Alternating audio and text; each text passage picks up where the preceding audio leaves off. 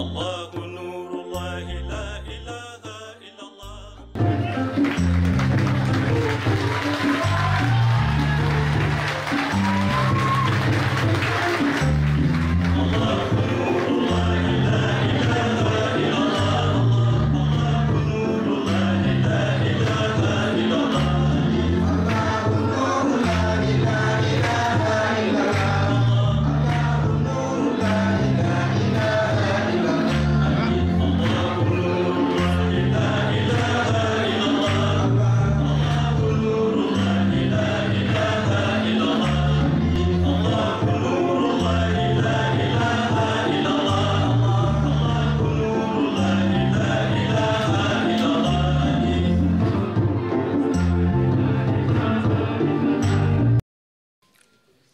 بسم الله الرحمن الرحيم. السلام عليكم.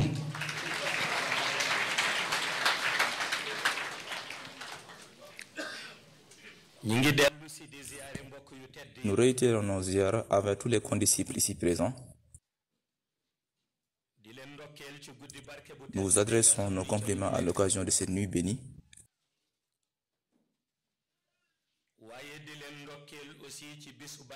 Mais également à travers la journée de grâce qu'on a partagée ensemble. Comme Allah subhanahu wa ta'ala l'a dit, si vous êtes reconnaissants, très certainement j'augmenterai mes bienfaits pour vous. Ce sera donc notre arme. La reconnaissance envers Allah. Rendre grâce au Seigneur qui nous a permis de nous réunir ici même en ce mois de Ramadan.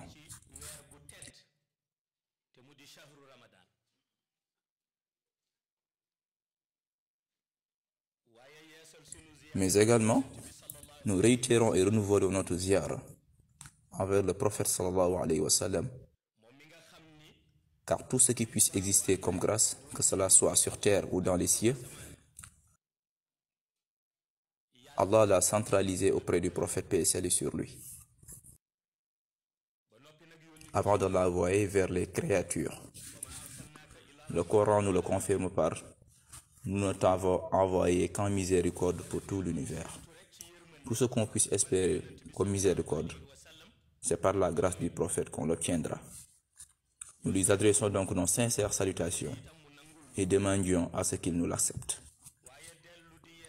Nous renouvelons également notre statut de disciple et notre éducation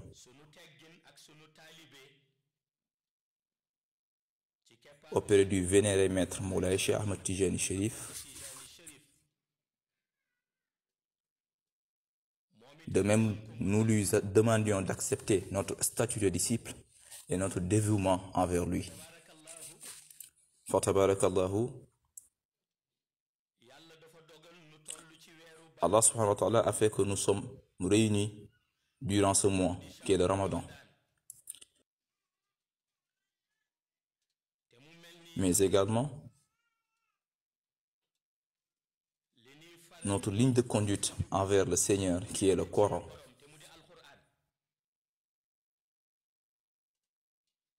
Allah nous a rappelé qu'il l'a fait descendre durant ce mois béni. Le mois de Ramadan, au cours duquel le Coran a été descendu comme guide pour les gens et preuve claire de la bonne direction et du discernement. Si on médite sur ce verset,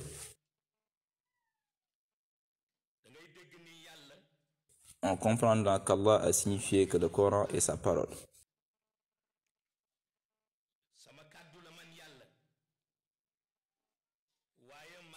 Cependant, il l'a rassemblé pour la faire descendre dans le mois de jeûne. Ainsi, les lois ont été établies dans le livre et la direction à suivre indiquée dans le livre saint.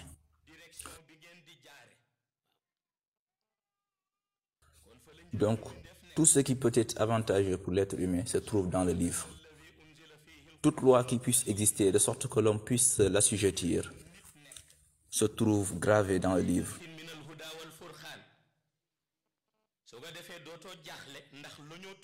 Tout comme le discernement.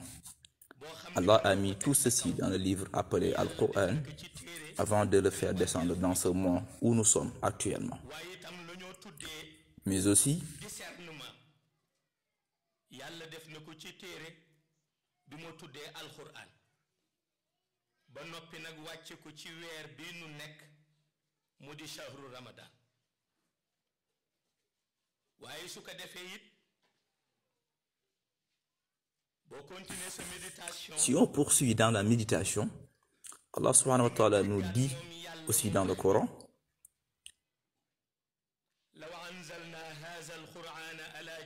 que si nous avions fait descendre ce Coran sur une montagne, tu l'aurais vu s'humilier et se fendre par crainte d'Allah. Et ces paraboles, nous les citons pour les gens afin qu'ils réfléchissent. Cela pourrait étonner certains.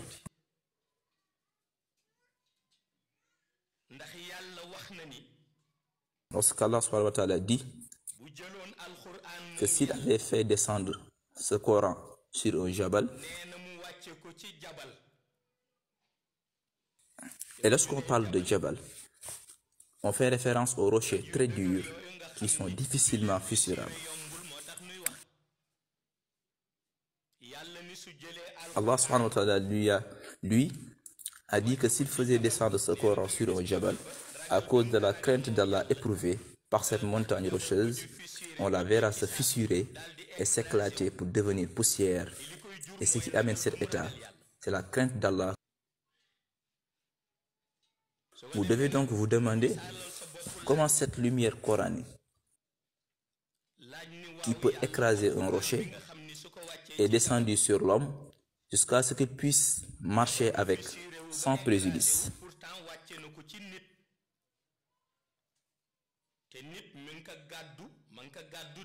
On pourrait donc se demander si l'homme n'est pas finalement plus résistant que le rocher.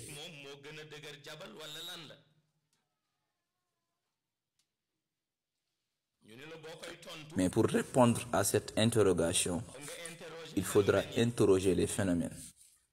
Et pour pouvoir interroger les phénomènes, il faut que le croyant soit en accord avec son chapelet et son zikr.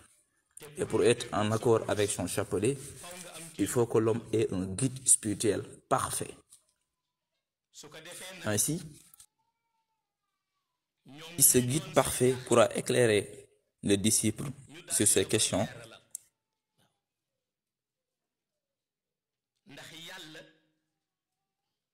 Car Allah a mentionné le Coran, mais a donné l'exemple de sa descente sur une montagne, en même temps qu'il a donné l'exemple de la descente du Coran sur l'homme, de sorte qu'il puisse stocker la lumière dans sa poitrine et marche avec. Donc cela peut susciter de la curiosité. Donc cela peut susciter de la curiosité et de l'interrogation.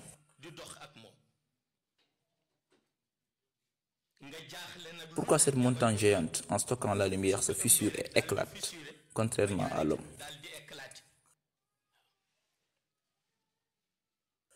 Pour pouvoir comprendre ce phénomène, il faut faire une pause afin de diagnostiquer d'abord ces deux êtres cités que sont l'homme et le rocher.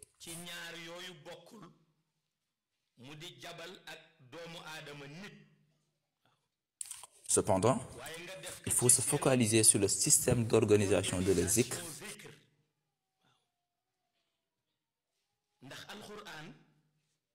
Car le Coran est la parole de Dieu. Et la parole divine ne peut être supportée ni par l'homme, ni par les rochers.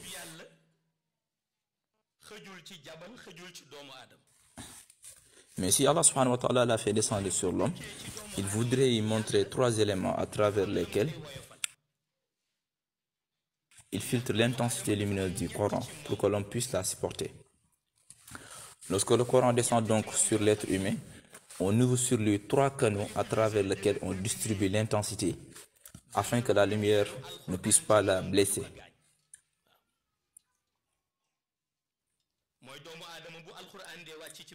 Lorsque le Coran descend donc sur l'être humain, on ouvre sur lui trois canaux à travers lesquels on distribue l'intensité afin que la lumière ne puisse pas le blesser.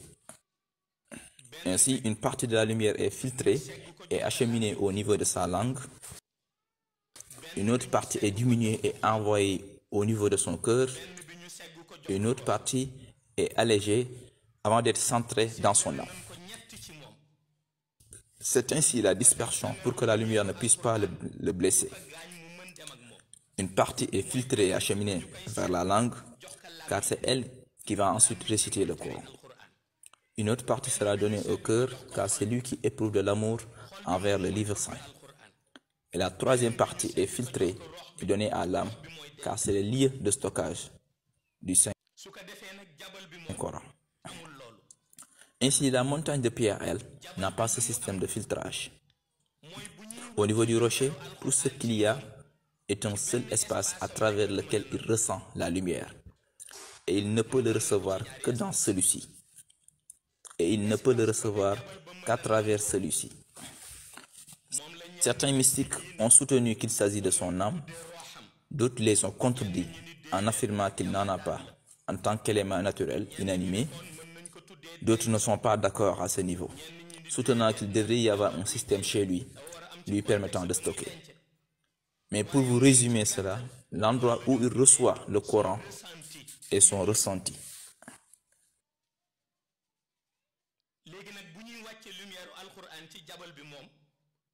Ainsi, lorsque la lumière du Coran descend sur une montagne, c'est au niveau de son ressenti qu'il reçoit la lumière.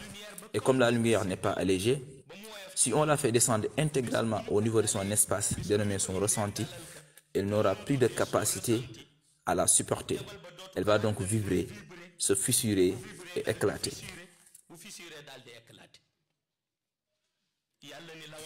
Allah subhanahu wa ta'ala nous rappelle donc que si nous avions fait descendre ce Coran sur une montagne, tu l'aurais vu s'humilier et se fendre par crainte.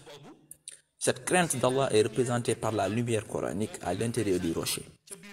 Contrairement chez l'être humain, où la lumière est filtrée à travers 3 canaux, une partie qui est acheminée vers la langue et l'intensité devient plus légère, une partie donnée au cœur et l'intensité s'allège encore, et une troisième partie allégée à travers l'âme. C'est pourquoi le Coran entier peut descendre sur l'être humain et vous le voyez marcher et réciter les paroles sans subir de désagréments, car on l'a allégé sur lui à travers 3 systèmes différents, alors que la montagne de pierre n'a que son ressenti. C'est pourquoi s'il reçoit le Coran, les lumières qui se dégagent de cette intensité lumineuse provenant de la parole si ferme d'Allah fait que la montagne ne pourrait pas les supporter. Alors que chez l'homme, il y a 3 espaces de réception. Ainsi, la langue de l'homme peut prononcer tout le Coran, de la première à la dernière sourate, en toute conscience. Cette énorme grâce a été octroyée qu'à l'être humain. Ce sont deux êtres qui n'ont pas les mêmes organisations.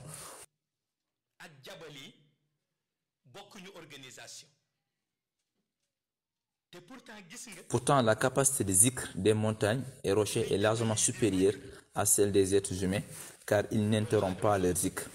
24 heures sur 24, ils s'adonnent à l'évocation continue d'Allah.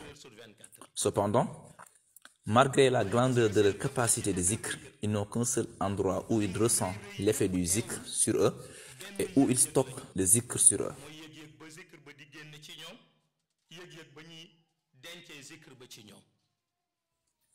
Au niveau de l'être humain, par contre, il peut ne pas faire de zikr à longueur de journée, mais en tout temps, il a 3 systèmes à travers lesquels il ressent. Ce sentiment qu'il perçoit dans sa langue, dans son cœur, et celui qu'il ressent dans son âme. Lorsque le Coran descend, Allah subhanahu wa ta'ala procède donc à la synthèse pour l'alléger à travers ce filtrage, à travers ces 3 systèmes d'organisation. Concernant le rocher, Allah laisse descendre la lumière dans son ressenti. Ainsi, il ne la supporte pas. Il vibre et s'éclate. Et tous ces 2 êtres font partie de la création d'Allah. Cependant, si vous allez au niveau du mont Sinaï, ou Touri Sinin, lorsqu'il reçoit la lumière, lui, la lumière coranique ne l'écrase pas, car cela devient légère sur lui et il ne stocke pas tout.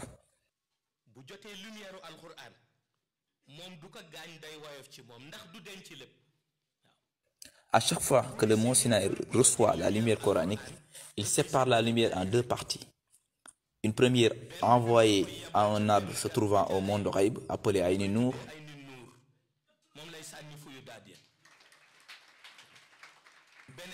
C'est la deuxième partie qu'il stocke à l'intérieur de lui. C'est pourquoi la lumière ne lui porte pas préjudice. Car une partie est envoyée vers un arbre appelé Aïn Nour.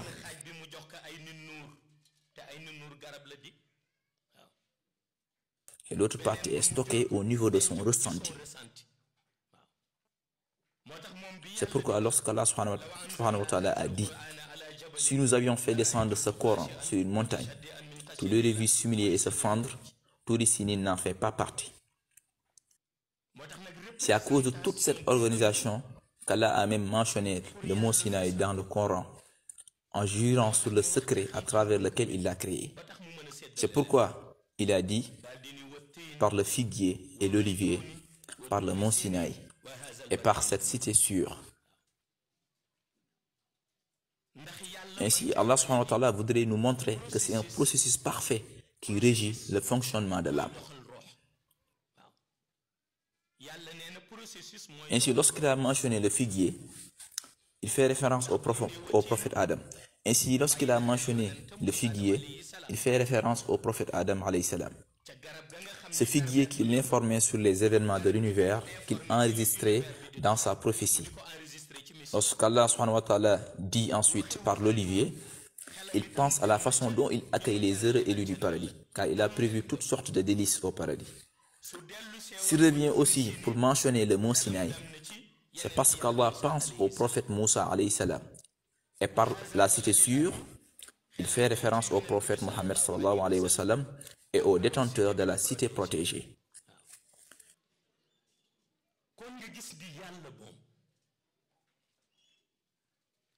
Ainsi, Allah subhanahu wa ta'ala a fait en sorte que sa parole émise au niveau du Coran soit parfaite et intégrale.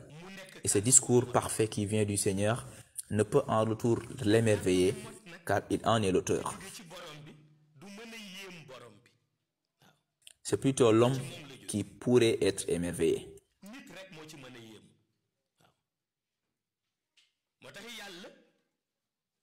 C'est pourquoi lorsque certains parmi les êtres humains ont eu l'injustice de vouloir contredire sa parole, malgré la grandeur de la parole divine, Allah les a lancé un défi en disant que si vous le relevez, je saurai que vous êtes véridique. وإن كنتم في ريب مما نزلنا على عبدنا فأتوا بسورة من مثله وادعوا شهداءكم من دون الله إن كنتم صادقين. Yàlla daal di leen lancer défi ni su ngeen ko relever ma xam ni vous êtes véridique. Allah leur dit de la façon dont j'estime ma propre parole. Et si ce discours ne vous a pas émerveillé, donc essayez de trouver des paroles qui sont semblables à ce Coran. su ngeen ci mënul yéemu ba ni kàddu gi jaaxalu leen kon essayez leen trouver lu xaw nuroo kàddu gi. wa in kuntum fi rayb mimma nazalna ala abdina fa'atu bi suratin min mislihi. Comme vous avez démenti ce que j'ai fait descendre sur Mohammed, essayez de façonner quelque chose de semblable au Coran. Et vous pourrez même choisir des témoins extérieurs pour pouvoir juger si vous êtes véridique.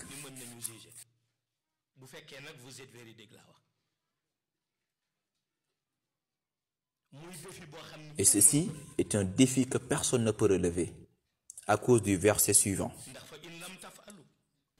ولن تفعلوا فتقوا نار التي وقودها الناس والحجارة أعدت للكافرين.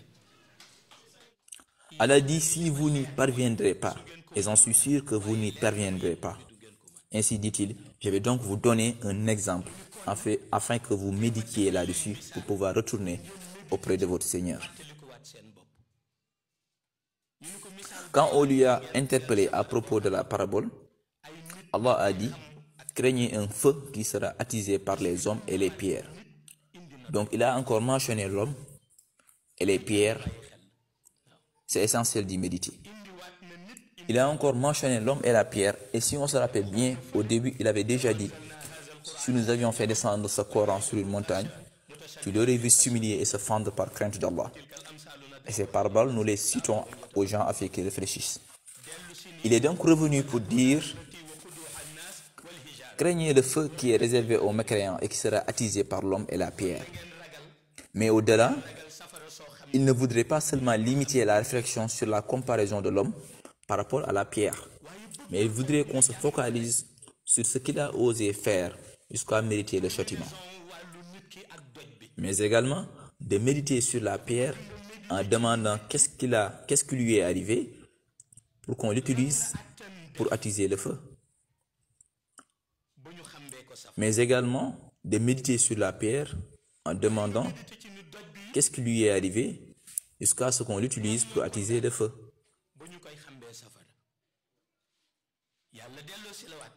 Ainsi, Allah nous renvoie à une réalité. Et cette réalité est le fait qu'il a créé l'homme pour un seul principe. Et ce principe est qu'il essaye de tout faire pour se cadrer dans le chemin de la droiture. Lorsqu'on s'interroge alors pour demander quel est ce sirat al-mustaqim, Allah nous répond dans le Coran que le chemin de ceux que tu as comblés de faveur et non de ceux qui ont encouru ta colère ni de celui des égarés.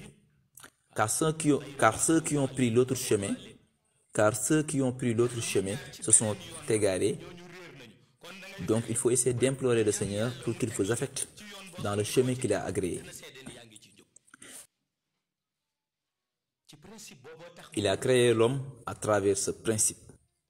C'est pourquoi seul Allah connaît le chemin de la rectitude. Cependant, il t'a indiqué la voie à prendre. Et pour connaître la vraie voie à suivre, il faudrait encore retourner sur ce qu'il avait mentionné au début, le mois du Ramadan au cours duquel le Coran est descendu comme guide pour les gens, et preuve claire de la bonne direction et du discernement. Avec donc une preuve explicite et claire qui permet à l'homme de se conduire sur le chemin de la droiture. Ainsi, Allah nous indique que les lois se trouvent dans le Coran.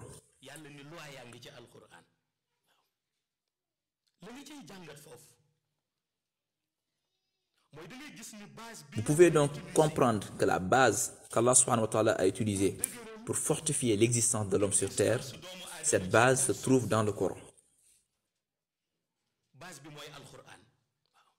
Maintenant, il faudrait se demander qu'est-ce que la pierre fait au niveau de l'enfer. Et là, ce sont les mystiques qui vont intervenir pour l'élucider.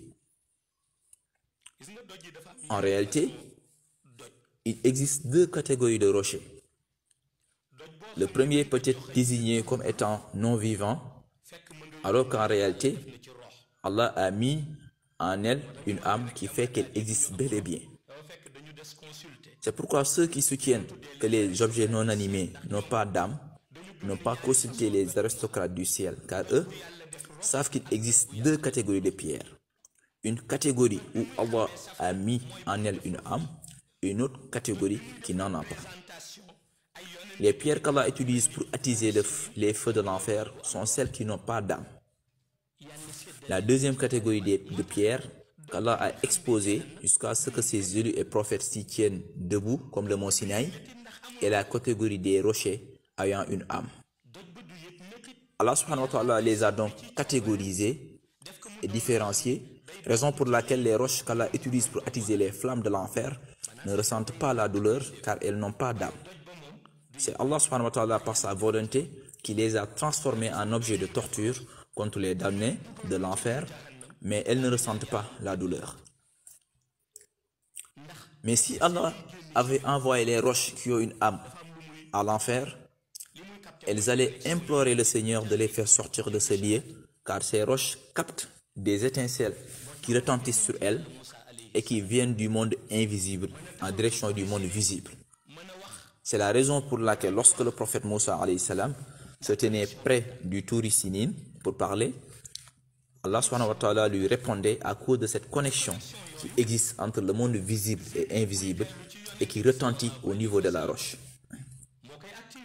Et pour ce type de connexion en question, c'est le zikr de la Salat Fatiha ou le zikr destiné au prophète qui l'active.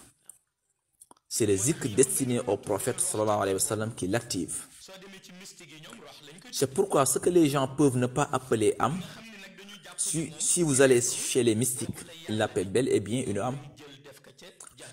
Ainsi, c'est la catégorie de roche qu'ils considèrent comme incapable d'émettre qu'Allah envoie en enfer. Et en compagnie de l'homme, elle attise le feu, de même qu'avec les djinns.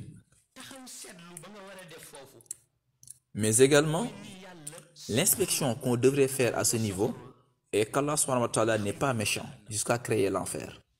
C'est parce qu'il a simplement un principe. Car parfois on peut dire que quelqu'un est méchant alors qu'en réalité il ne l'est pas. Il a simplement un principe.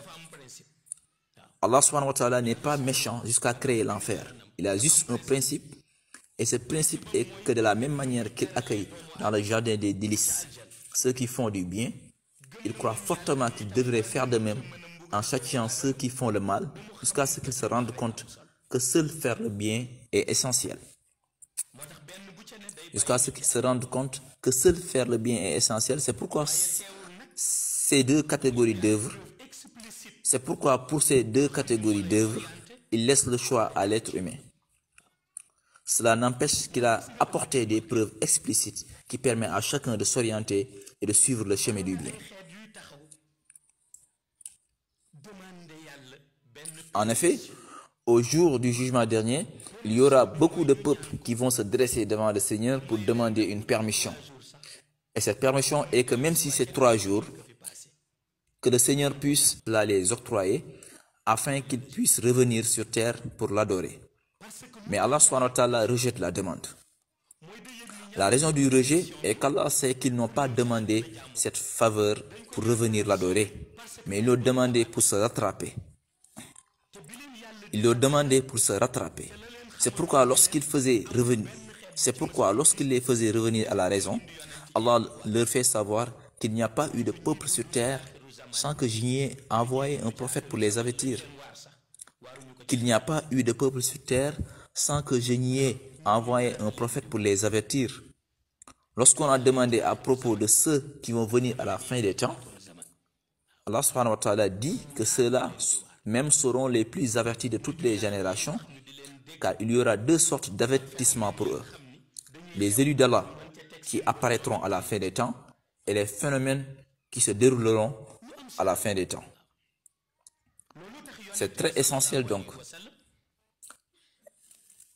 Et c'est raison pour laquelle lorsque le prophète sallallahu alayhi wa sallam plaidait pour sa communauté devant Allah subhanahu wa ta'ala, il avait demandé au Seigneur que ceux qui vont venir après moi et qui font partie de ma communauté, j'implore que vous puissiez les accorder la véridicité. Lorsqu'on lui a demandé la raison, le prophète a soutenu que, car s'ils sont véridiques, c'est comme si je suis toujours à l'intérieur d'eux.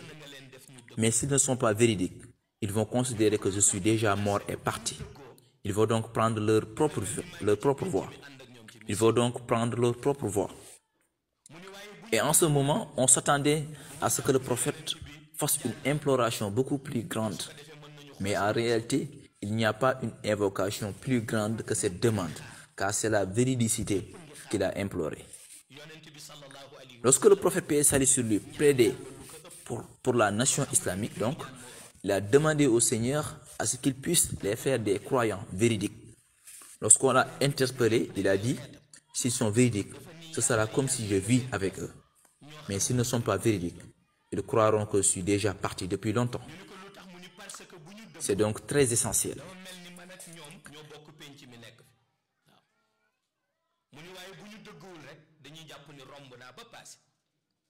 Et Moulay Cheikh Ahmed Tijani Chérif a dit que le prophète sallallahu alayhi wa sallam n'a jamais formulé une demande non acceptée par le Seigneur.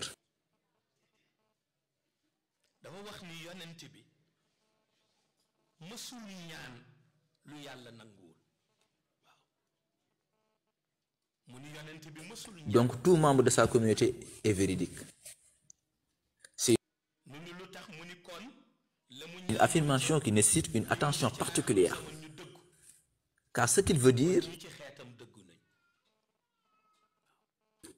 Car ce qu'il veut faire comprendre est qu'en réalité, si la personne n'est pas véridique, elle ne fait pas partie de la communauté du prophète sallallahu alayhi wa sallam. C'est pourquoi dit-on que le jour du jugement dernier n'est qu'une formalité, mais ce que vivra la personne ultérieurement a déjà débuté ici même.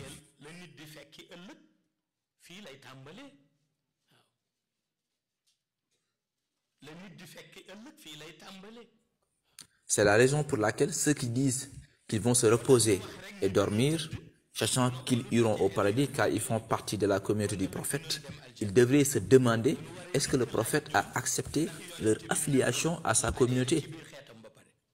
Il est important de se poser la question car on entend certains dire que tel individu est sauvé car il fait partie de la communauté du prophète.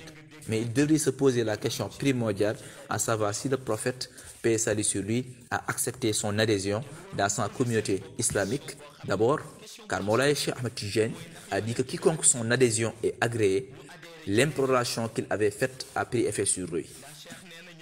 Et il avait demandé à ce qu'Allah les érige comme étant des croyants véridiques.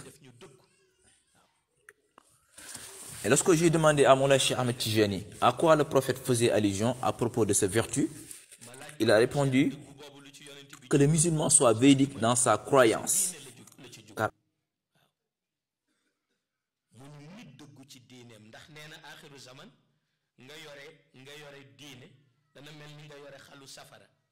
à la fin des temps, conduire sainement sa religion devient difficile comme tenir une braise dans sa main. Il fit savoir que ce sera difficile de se tenir dans la rectitude à cause des nombreuses tentations. Et toutes ces tentations ne vont pas avec la sainteté du nom d'Allah. Il est facile de distinguer une tentation qui est régie par le nom divin et que les élus d'Allah utilisent, qui est différent de ce qu'utilise Iblis pour récupérer les hommes, car la lumière et les ténèbres ne sont pas les mêmes. Elles ne seront jamais même égales. L'une t'éloigne du Seigneur, car s'agissant des ténèbres, et l'autre permet de te rapprocher d'Allah subhanahu wa ta'ala, car s'agissant de la lumière.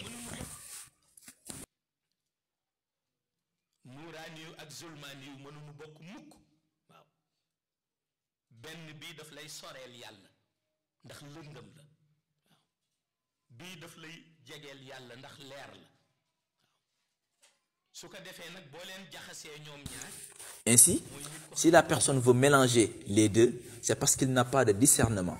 Car vous entendez parfois quelqu'un soutenir qu'il peut parfois utiliser les secrets venant des ténèbres à côté des secrets mystiques basés sur la lumière. Mais je leur dis non, ils ne peuvent utiliser qu'une seule et ce sera les ténèbres.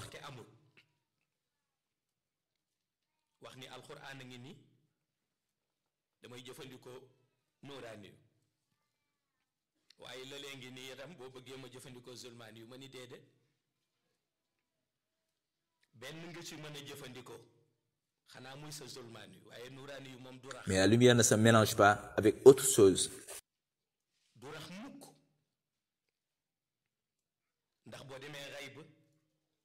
Car si vous allez au monde de Raïb, on vous enseigne ce que l'on appelle mystique du cœur.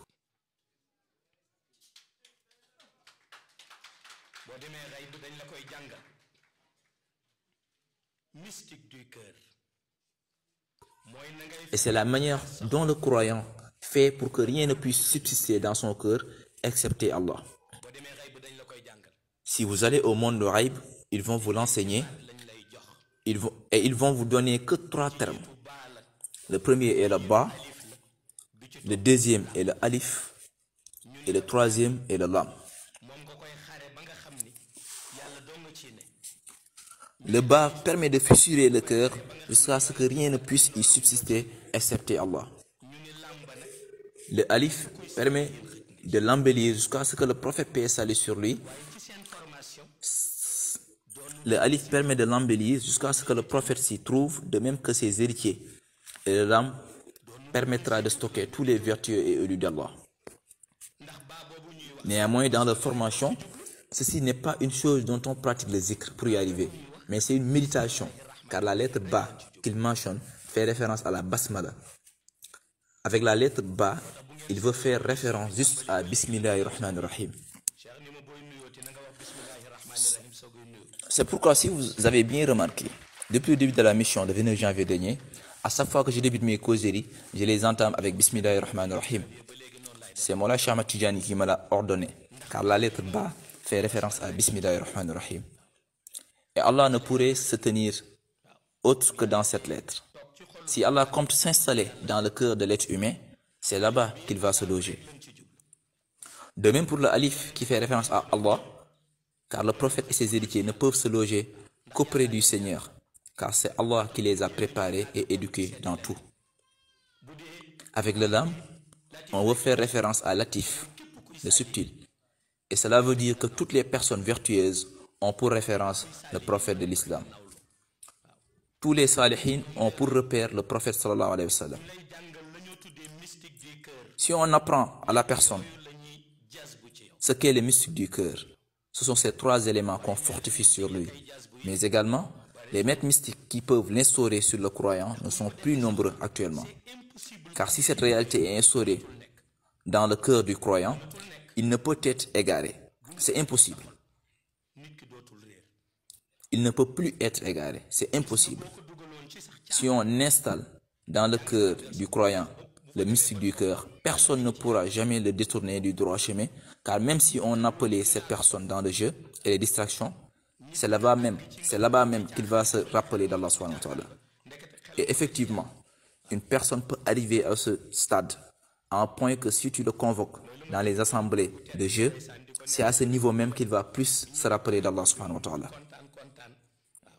Comme j'avais entendu un homme de bien témoigner que lorsque son maître avait été convoqué pour être décoré, et eux, avec enthousiasme, lui ont demandé « Comment êtes-vous après les honneurs que vous avez reçus ?»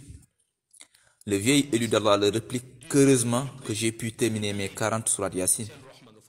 Ainsi, on pourrait penser que son esprit était là-bas, alors qu'il était préoccupé par Allah subhanahu wa ta'ala. Pour ces catégories de personnes, leur âme était présente là où s'opérait le mystique du cœur depuis Aïb. C'est à cause de cette mesure qu'on avait opéré chez eux, même avant leur venue sur terre. Une personne ordinaire ne peut pas réussir certaines choses. Si cela arrive, c'est parce que la main d'Allah est sur la personne. Et si la main d'Allah couvre une personne, elle ne pourra plus s'égarer. Et c'est très essentiel.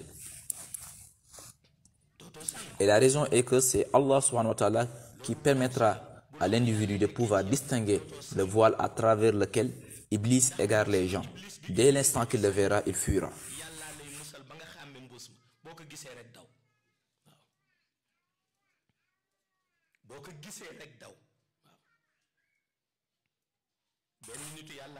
J'ai entretenu avec un élu d'Allah il n'y a pas longtemps, et c'est un ami à moi. J'ai entretenu avec un élu d'Allah il n'y a pas longtemps, et c'est un ami à moi, Cheikh Abdurrahman Zayadini. Je vous avais même parlé de son histoire lors des Mawlud passés, comme l'édition 2015. Avec sa rencontre avec les frères musulmans en Égypte, vous avez bien remarqué que l'histoire s'est déroulée comme il les avait prévenus. Cela faisait un moment que je ne l'avais pas vu.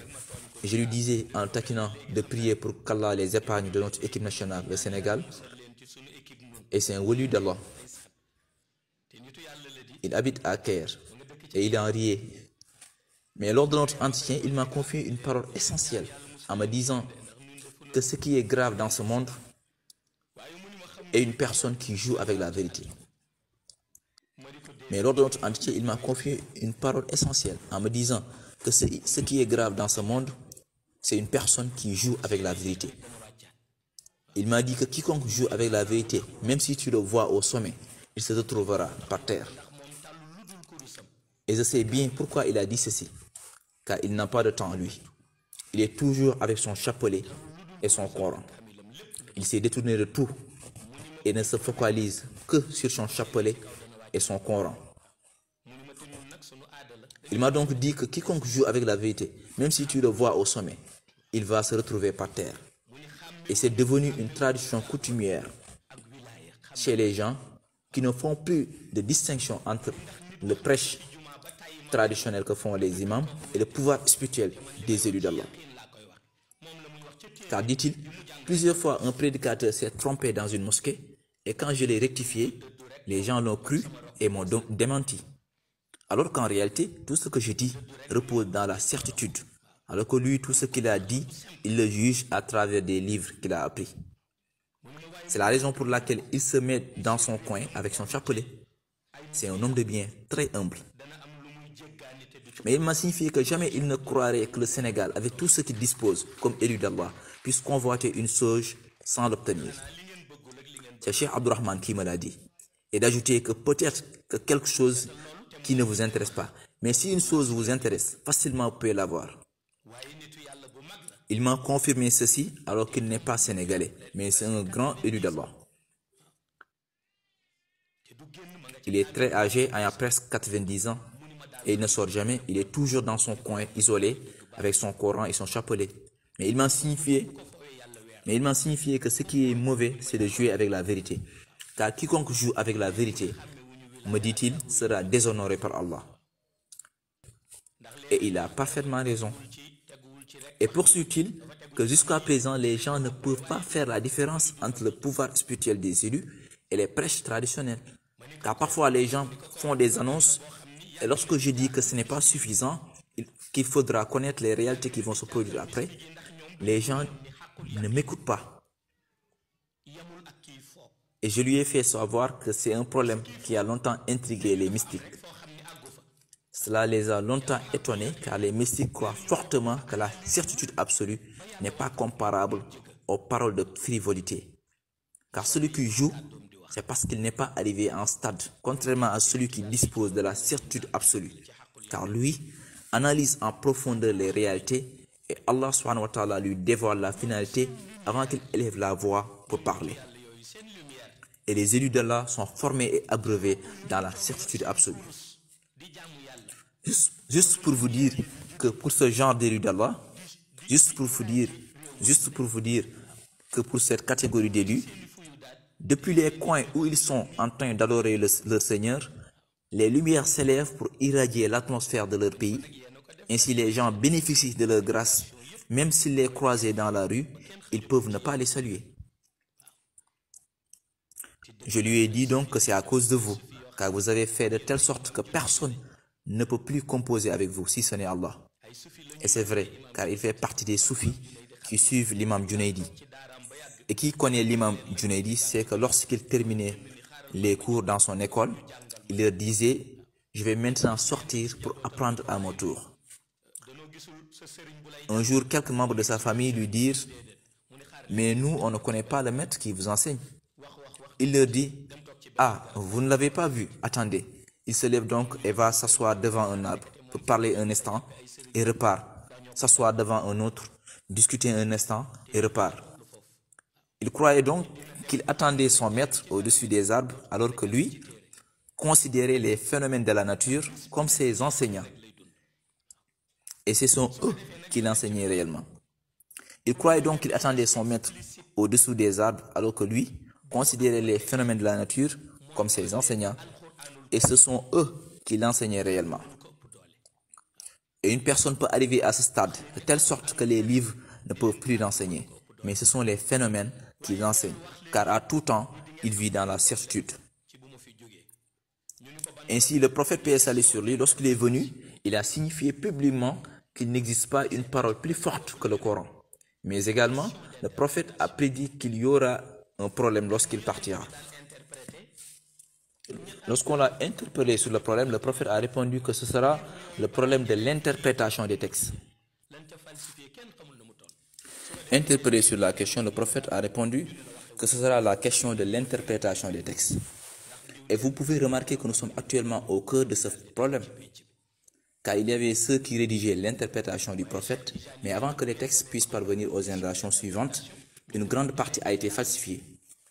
Ainsi, on peut affirmer que le prophète interprétait tel problème comme ça, d'autres se lèvent pour te contredire en se basant sur un savant lambda et les disputes éclatent. C'est pourquoi Moulay Cheikh Ahmed Tidjani a dit, lorsque vous arrivez à un niveau de blocage sur l'interprétation des textes, il faudra interpeller les élus d'Allah, car eux, le Seigneur a une relation d'amitié avec eux, à tel point que tout ce qu'ils décident de faire, il les informe secrètement. Et ils connaissent ainsi la réalité des choses. Les gens lui ont demandé si on ne trouve pas maintenant un élu d'Allah. Moulay Cheikh leur dit il faudra prendre le zikr de la Salat al-Fatiha. Car si vous vous focalisez sur le zikr de la Salat al-Fatiha, vous arriverez à un moment où vous serez en accord avec votre chapelet. Et lorsque vous serez en accord avec votre chapelet, tout ce qui vous arrivera réellement. Vous allez croire que c'est une pensée, alors que c'est une perception réelle. Et tant que la personne n'a pas encore cette capacité de sensation mystique, elle n'est pas encore arrivée à l'apaisement du cœur, mentionné par le Coran. Certes, par le zikr d'Allah, ça apaise le cœur. Tant que l'individu n'a pas la sensation mystique et que la lumière de la Salat al-Fatiha se soit mélangée avec son âme, elle n'a pas atteint le stade de l'apaisement du cœur. Car avant que le cœur ne s'apaise, la personne doit savoir sur quoi il est. Et pour que l'esprit soit tranquille, il faut que le cœur s'apaise en premier. Et c'est le zikr qui apaise le cœur. Et même ceux qui ne sont pas des soufis sont d'accord là-dessus. Peut-être que c'est la question de l'interprétation qui les conduit en erreur, jusqu'à refuter le chapelet. Mais si vous entendez le Coran dire évoquez beaucoup Allah, afin que vous réussissiez. Mais si vous entendez le Coran dire évoquez beaucoup Allah, afin que vous réussissiez, cela ne signifie pas simplement s'asseoir pour réciter le nom d'Allah. On peut compter. On peut donc bel et bien compter avec le chapelet. Le chapelet ne signifie pas seulement compter lors du zikr, car pour certaines personnes, lorsqu'elles saisissent le chapelet, avec le contact des perles, elles sentent qu'elles sont en connexion avec le monde ghaib. Et lorsqu'elles déposent le chapelet, c'est comme si leur connexion avec le ciel est coupée. Donc forcément, elles vont le reprendre pour se reconnecter encore. Et si la personne arrive à ce stade, il va jusqu'à admirer ce qu'il fait. Et si une personne admire ce qu'il fait réellement, elle ressent du plaisir en l'exécutant. C'est-à-dire que tu ne pratiques plus le zikr parce que c'est une obligation, mais tu le feras car tu aimes le zikr. Il y a des personnes, lorsqu'elles sentent réellement la paix intérieure, c'est le moment où elles sont assises en direction de la qibla, chapelet à la main. Quand on leur demande les plus beaux moments de leur vie, elles vous diront que ce sont ces moments-là. Car c'est en ce moment précis,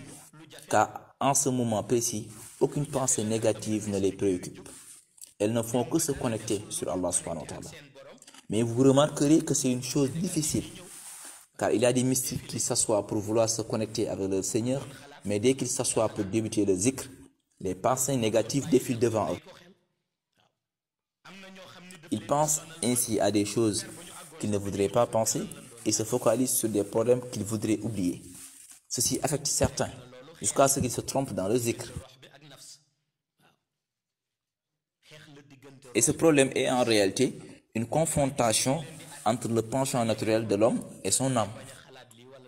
Mais ce qui peut solutionner ce problème n'est pas de pouvoir bloquer telle ou telle pensée. C'est juste un point de lumière que la personne récupère en lisant le Coran durant l'aube. C'est un point lumineux que l'individu récupère durant la lecture coranique à l'aube. Personnellement, lorsque je me lève, c'est la première chose que je fais.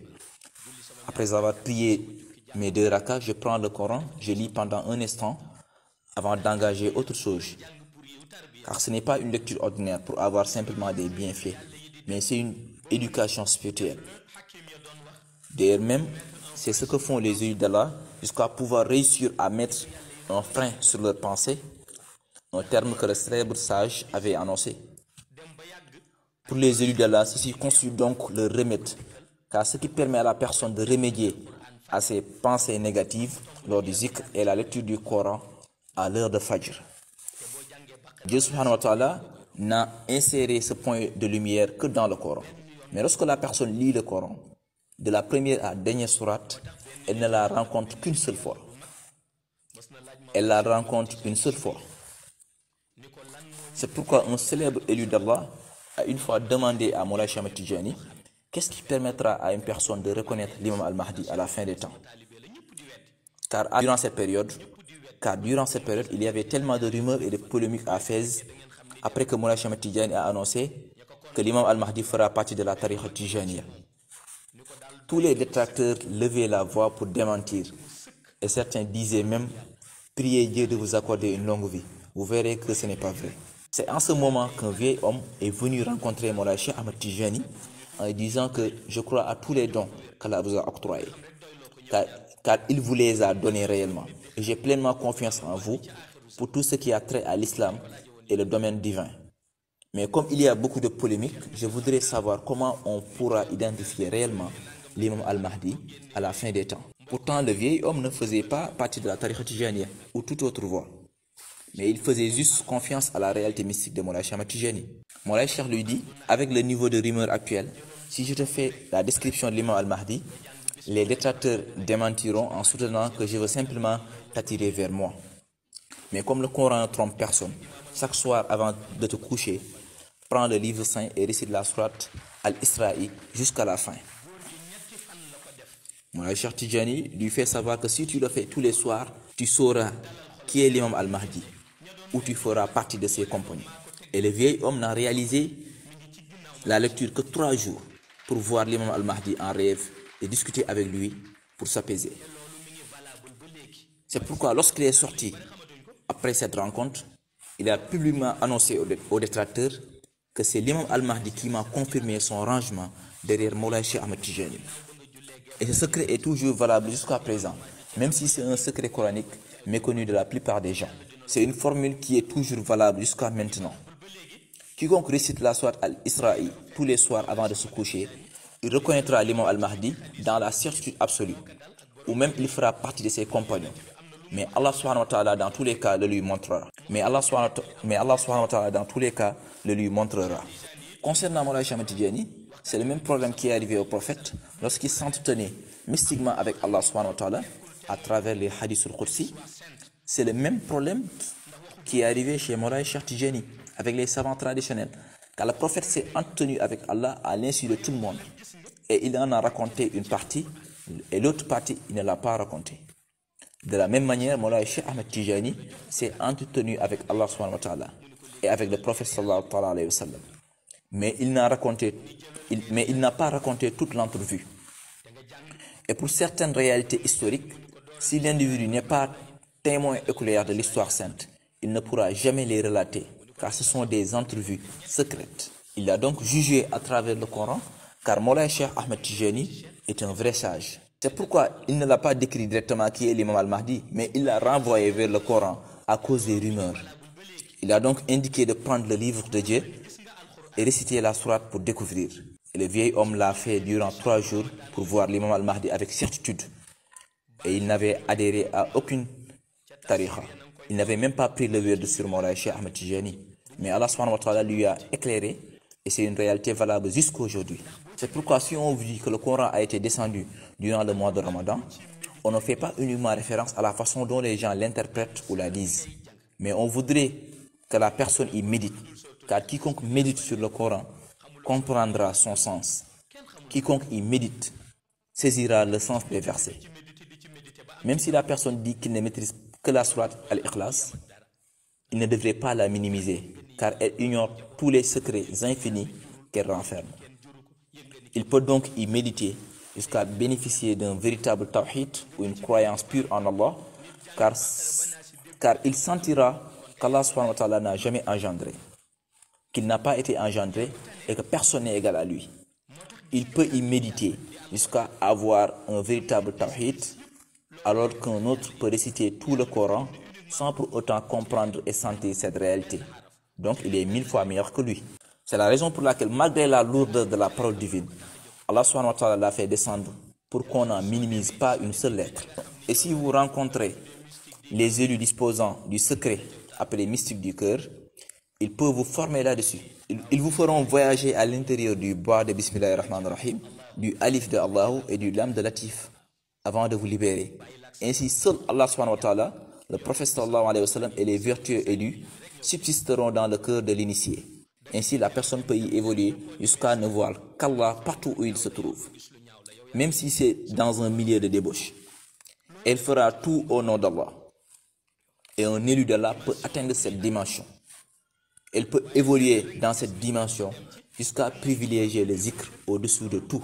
Contrairement à un autre qui peut ne plus être motivé dans le zikr à cause de toutes les mauvaises pensées alors que la solution se trouve implantée à l'intérieur du Coran même. Mais Allah subhanahu wa ta'ala a décidé qu'il ne le fera sortir pour l'insérer dans le cœur que lorsque l'individu psalmodie le Coran à l'aube matinale. Et c'est une période très indiquée pour la lecture du Coran.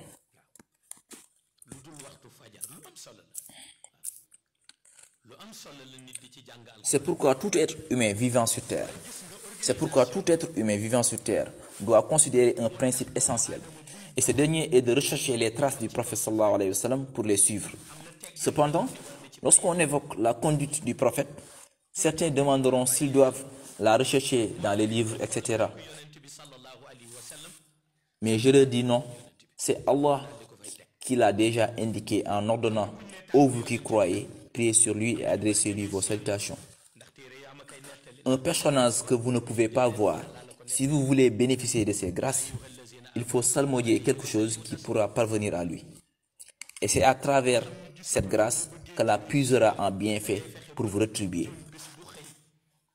L'orientation est donc de persévérer dans le zikr de la Salatul Fatiha, car la Salatul Fatiha ne trompe jamais personne. Quiconque s'aventurera dans d'autres zikrs franchira par contre le domaine d'autrui. En effet, les prédécesseurs élus d'Allah ont œuvré dans le zikr des noms divins jusqu'à ce qu'Allah subhanahu wa ta'ala les octroie des stations particulières. C'est une propriété d'Allah, mais ils y ont œuvré. On peut entendre aussi certains dire que les zikrs composés par-ci et par-là sont plus rapides, mais c'est impossible. Il n'existe pas un zikr plus rapide et opérationnel que la Salatul Fatiha. Mais le prophète sallallahu alayhi wa sallam a dit que quiconque formule des prières vers lui devrait le faire avec attention et bienséance. Car c'est Allah qui a été le premier à honorer le prophète. Mais le prophète a dit que quiconque formule des prières vers lui devrait le faire avec attention et bienséance. Car c'est Allah mais le prophète a dit que quiconque formule des prières devrait le faire avec attention et bienséance. Car c'est Allah qui a été le premier à honorer le prophète. C'est pourquoi quiconque récite la Salatul Fatiha doit connaître d'abord le destinataire. Et connaître le destinataire se manifeste à travers le comportement de celui qui la récite, à travers la langue du récitateur. Une langue qui récite la Salatul Fatiha ne doit pas prononcer des paroles désagréables. C'est cela qu'observe le prophète pour dire que cette personne me respecte. Ainsi, tout ce qu'elle récitera sera accepté par les habitants du monde ghaib. Et à ce stade actuel, nombreux sont ceux qui récitent des prières, mais peu d'entre elles ont été agréées par les habitants de ghaib. Et si vous observez bien, ce n'est pas à cause de ce qu'ils évoquent, mais à cause de leur comportement. C'est pourquoi dit-on que la victoire du musulman est d'essayer d'abord d'avoir un bon comportement.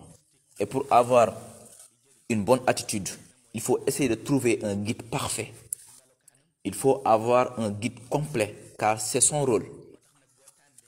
Moulay Cheikh Ahmed Tidiane a dit, ce qui importe dans l'obtention d'un maître mystique est que le disciple puisse l'imiter dans ses paroles, dans son comportement et ses attitudes. C'est pourquoi si tu te trompes dans ton choix, ton éducation spirituelle sera entravée. Une personne à qui tu dois imiter ses paroles, son comportement et ses attitudes, si tu te trompes sur le choix, c'est une véritable catastrophe. Et tu ne sauras pas comment t'y prendre. Concernant maintenant le musulman qui croit en la suprématie du prophète sallallahu alayhi wa sallam, Allah subhanahu wa ta'ala l'assistera et l'inspirera jusqu'à ce qu'il comprenne que s'il ne bénéficie pas du prophète sallallahu alayhi wa sallam, il n'avancera pas. Allah l'inspirera dans l'esprit du croyant. Et pour bénéficier des grâces du prophète, il faut formuler des Salatul Fatiha envers lui. C'est pourquoi, de la façon dont évolue le monde actuel, on peut entendre des mouvements islamiques revendiquer toutes sortes d'appellations en disant qu'ils suivent le prophète. Mais si vous accédiez à l'intérieur d'eux, vous saurez que ce qu'ils utilisent est différent de l'usage du prophète. Ce qui amène cette situation est qu'il évolue avec un engouement religieux.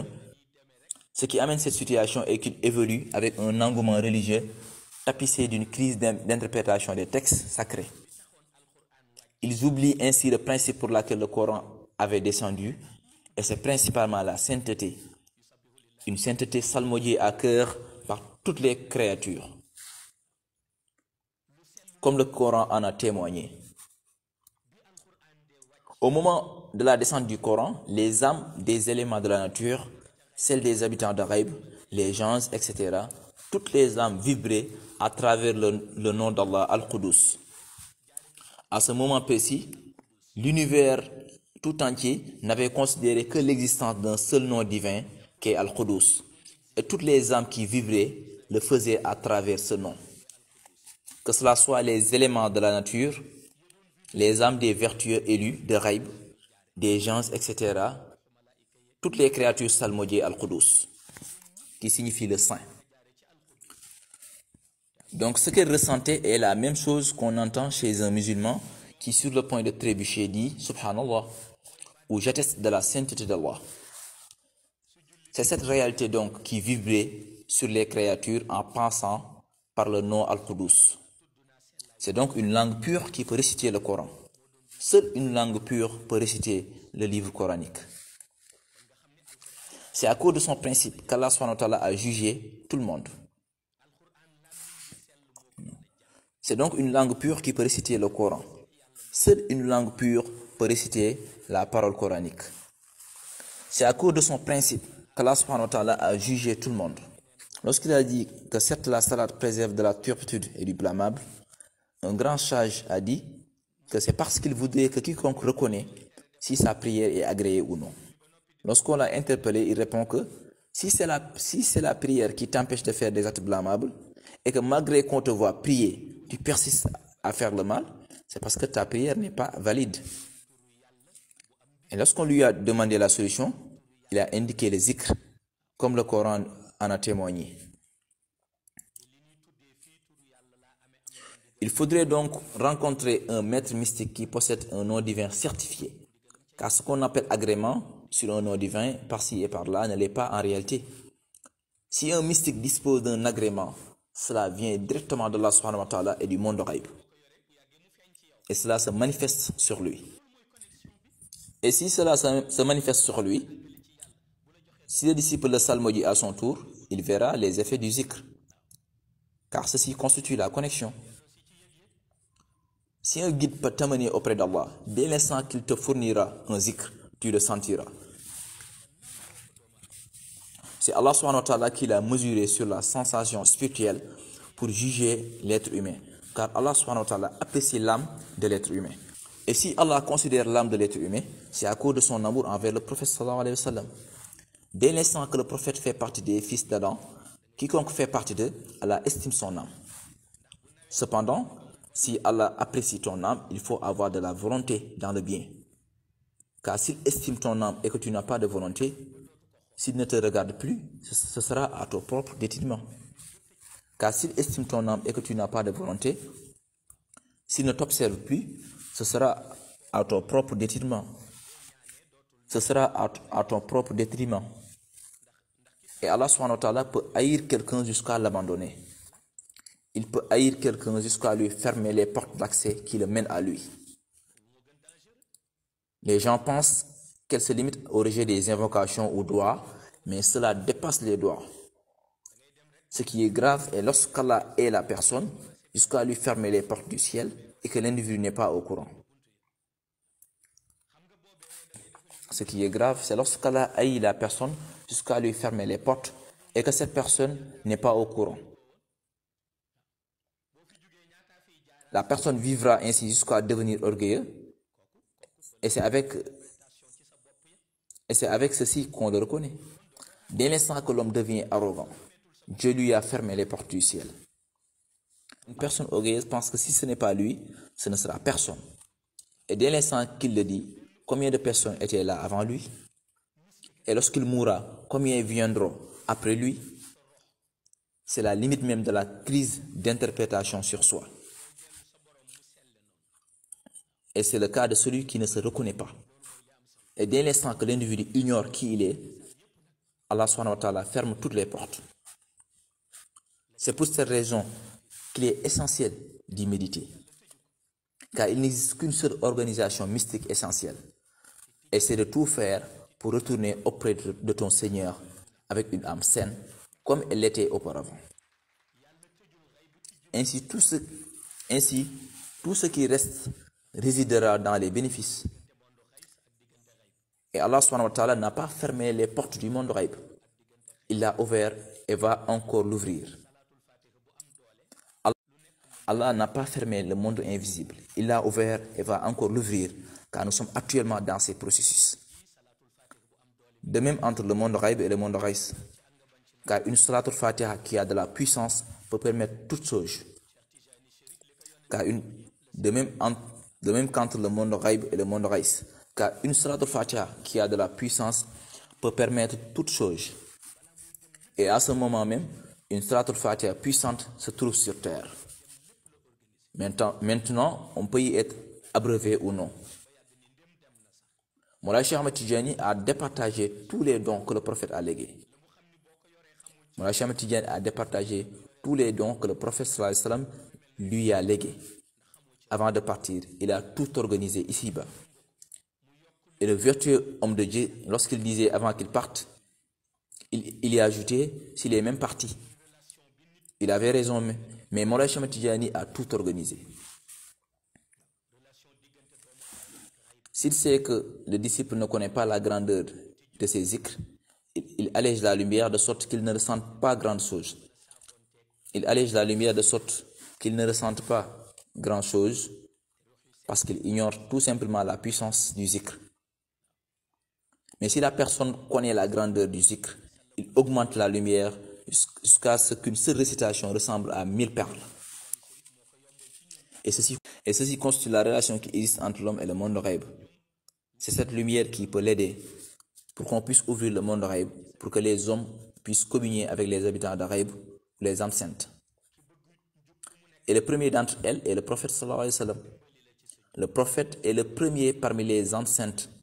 Et c'est Moulay Cheikh Ahmed Tidjani qui a facilité pour nous cet accès au monde ghaib. Si un homme est bien, ghaib seront toujours à côté de lui. Si une personne aime la rectitude, ils feront tout pour l'assister dans la droiture. Donc les habitants du ciel supervisent bien les êtres humains. Ils ne les ont pas abandonnés. Ils les supervisent. Cependant, les postes de contrôle ne se trouvent pas ici, plutôt au monde ghaib. Et tous ceux qui s'y trouvent sont des anges qui ne font que leur zikr à longueur de journée. Et ils ne se lassent pas. Ils ne boivent pas et ne mangent pas. Ils sont continuellement en zikr. Au même moment, une personne peut être ici sur terre et s'occuper de ses activités quotidiennes et au retour se rattraper sur eux. De sorte qu'au jour du jugement, on dit que le grade de telle personne est supérieur à celui de l'ange. Donc Allah subhanahu wa ta'ala a véritablement honoré l'être humain. Mais c'est grâce au prophète sallallahu alayhi wa sallam. Et Moulay Cheikh Ahmed Tidjani, Chérif, ne fait que véhiculer cette mission. Il a affirmé qu'à la fin des temps, l'ampleur des rassemblements religieux sera énorme, de même que les folklores. Mais ce qui peut sauver le croyant, c'est de se cadrer dans le principe qu'il a même érigé. Mais ce qui peut sauver le croyant, c'est qu'il se cadre dans le principe qu'il a lui érigé. Et ce principe se limite à appliquer ses recommandations et de délaisser ses interdits. Quiconque le connaît cheminera ainsi avec lui. C'est Moulay Cheikh Ahmed Tidjani qui choisissent ceux qui l'accompagnent. C'est pourquoi même ils seront capables de le faire. Mais personne ne peut le suivre en se basant sur ses désirs. C'est impossible. C'est pourquoi si une personne revendique que c'est en Moulay Cheikh Ahmed Tidjani que je crois, si c'est vrai, le hijab de Moulay Cheikh devrait authentifier cette croyance. Car si ces hijab se trouvant au ghaib ne l'attestent pas, cette croyance se limite à la parole de la personne. Si une personne croit en Moulay Cheikh, c'est la lumière qui devrait le certifier. Car il fait partie des élus d'Allah à qui toute chose qui les concerne est administrée par Allah subhanahu wa ta'ala. Si une parole est formulée vers eux, c'est Allah qui utilise sa propre parole pour répondre et certifier depuis ghaib. Mais quiconque il agrée a obtenu ce qu'il lui convoitait. Mais quiconque Moulay Cheikh agrée par contre a obtenu ce qu'il convoitait. Et ceci est essentiel dans une mission. Moulay Cheikh Ahmed Tidiane a dit que l'essence d'une mission est de marcher dans la certitude absolue, mais aussi de se baser sur les ordres, car ce monde-ci n'a pas de valeur auprès d'eux.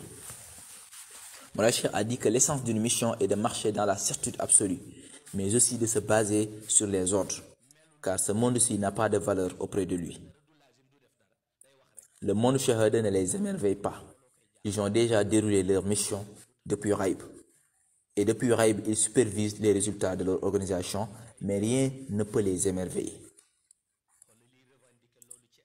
Moulay Cheikh a dit que si quelque chose devait l'émerveiller, ce serait celui qui revendique croire en lui. Moulay Cheikh a dit, si quelque chose devait l'émerveiller, ce serait celui qui revendique croire en lui, qu'il l'aime et a confiance en lui, alors qu'il n'accomplit aucun parmi les œuvres de Moulay Cheikh. Il ne se comporte pas comme il le souhaiterait. Il ne fait ni la wazifa, ni le lazim, ou la khadratul juma, etc. Mais qui passe son temps à parler. Moulay Cheikh a fait savoir que si quelqu'un devait l'étonner, ce serait cette personne. Mais comme il ne s'étonne pas, il ne prêtera pas attention à lui. Mais comme il ne s'étonne pas, il ne prêtera pas attention à lui. Et observez maintenant combien de personnes revendiquent ceci. Il a parfaitement raison, car avec toute la grandeur, il a parfaitement raison, car avec toute sa grandeur, en tant que figure convoitée par tous les élus du ciel, si un homme revendique une liaison avec lui, alors qu'il ne fait aucun effort dans sa tariqa, on devrait s'interroger. On devrait alors comprendre que la haqqatu muhammadiyya est à la fois facile et difficile. Le principe est de trouver la bonne source d'abreuvement. Si la personne trouve la source, il saura les conditions. Si l'individu trouve la source, il saura les conditions. Il saura les conditions à travers lesquelles il s'abreuvera. Car ce n'est pas comme une eau de bosse, c'est plutôt une lumière destinée à l'âme. Et quiconque abreuve une âme, lorsqu'elle s'exprime, on le saura. Par contre, si quelqu'un n'a pas été abreuvé, il peut parler à longueur de journée, mais toutes ses paroles seront malveillantes. C'est l'âme donc qu'on éduque. C'est l'âme donc qu'on éduque. C'est l'âme donc qu'on éduque. Car si l'âme est éduquée, elle régulera la langue. C'est l'âme donc qu'on éduque. Et si l'âme est éduquée, elle régulera la langue. Si l'âme de l'individu est éduquée, elle éduquera en son tour la langue. Car ce qu'elle véhiculera à travers la langue sera puisé à partir de sa source.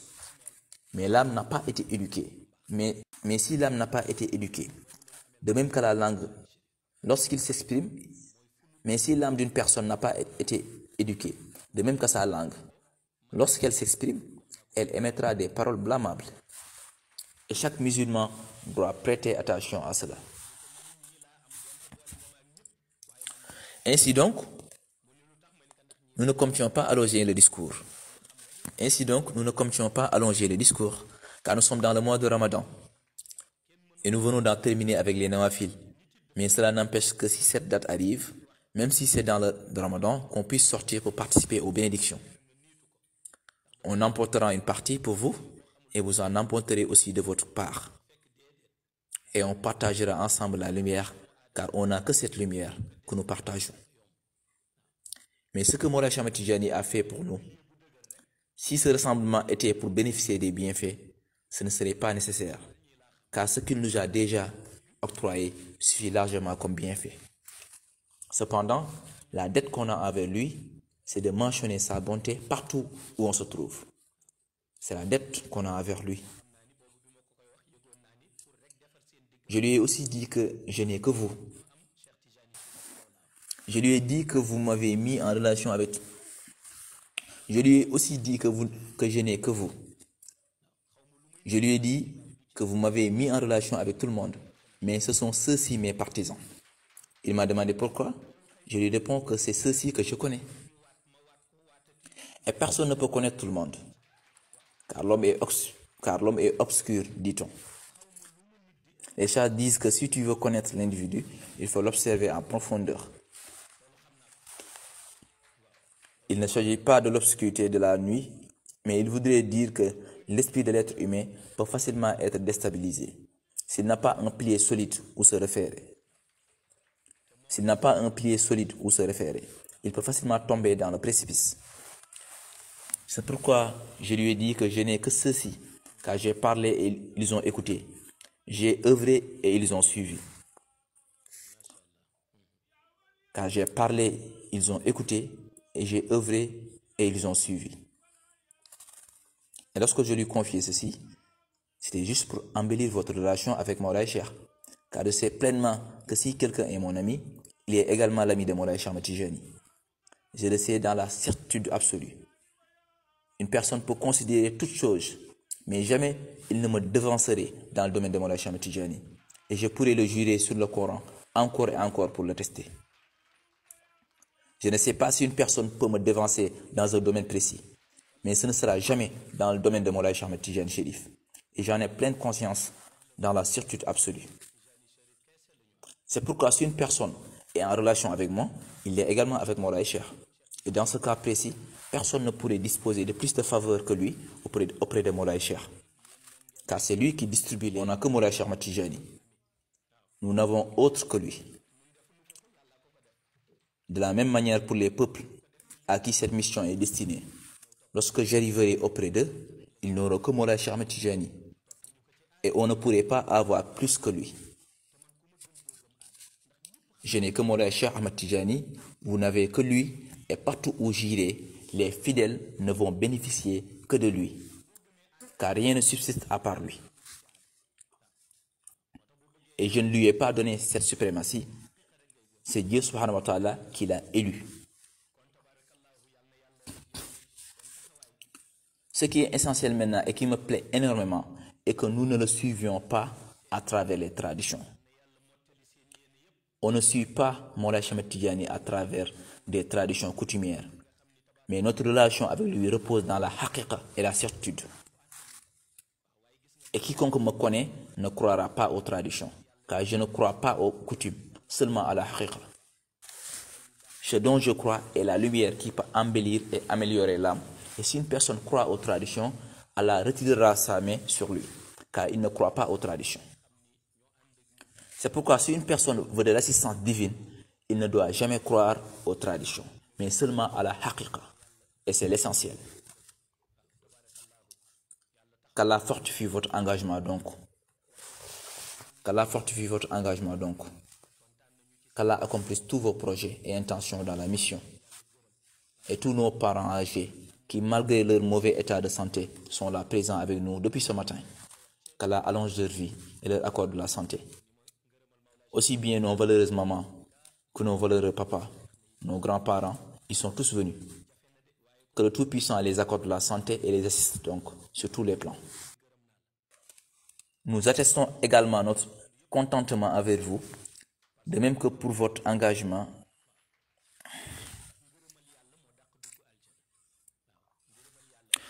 Nous attestons notre contentement envers vous pour votre engagement et votre conduite. Qu'Allah vous octroie donc son agrément. Qu'Allah vous accorde son agrément. Khalifa Cheikh Abdourahmane me l'avait dit lors de sa venue durant le Ramadan, en me confiant qu'il ne voudrait que l'agrément de Moulay Cheikh Ahmed Tijani. Je lui ai répondu que c'est difficile à obtenir, mais il n'y a pas mieux que cet agrément. Je lui ai dit que c'est difficile à obtenir, mais il n'y a pas mieux que cet agrément. C'est très cher à obtenir, mais très agréable.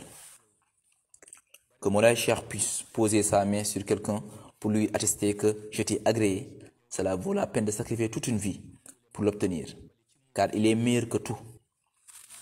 Que Moulay Cheikh puisse poser sa main sur quelqu'un pour lui attester que je t'ai agréé, cela vaut la peine de sacrifier toute une vie. Cela vaut la peine de sacrifier toute une vie pour l'avoir, car il est meilleur que tout. En effet, obtenir l'agrément d'Allah est meilleur que d'entrer uniquement au paradis.